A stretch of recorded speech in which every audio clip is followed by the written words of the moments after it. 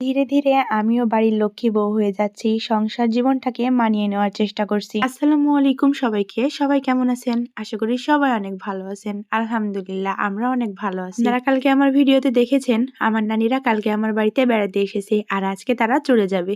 সেই জন্য আমি দুপুরবেলা গরুর মাংস রান্না করছিলাম। আমার নানী আমার এত কাজ করা দেখে বলছিল যে আগের মিতালি অনেক পাল্টে গেছে। আমি দুপুরে তাদের জন্য গরুর মাংস, মাছ অনেক কিছুই রান্না করেছিলাম। রান্না বান্না শেষে তাদের খাইয়ে তারা বিকেলে চলে যায়। আর বিকেলে আমি, আমার শ্বশুর আমরা সবাই মিলে কালাইয়ের কাজ করছিলাম। কাজ শেষে আমার অনেক মন খারাপ হয়ে যায়। তখন আপনাদের ভাইয়া আমাকে বলে চলো তোমাকে নিয়ে আজকে ঘুরতে যাই। কে জানে আমি যখন মন খারাপ করে থাকি সে কোথাও আমাকে ঘুরতে নিয়ে গেলে আমার মনটা ভালো হয়ে যায়। আর যদি হয় রাতের শহর তাহলে তো আর কথাই নেই। তাড়াহুড়ো করে রেডি হয়ে চলে যায় আমাদের রাতের রাজশাহী ঘোরার জন্য। আর আমাদের রাজশাহী শহরটা অনেক বেশি সুন্দর, তাই না? রাত্রে এর সৌন্দর্য যেন আরো বেড়ে যায়।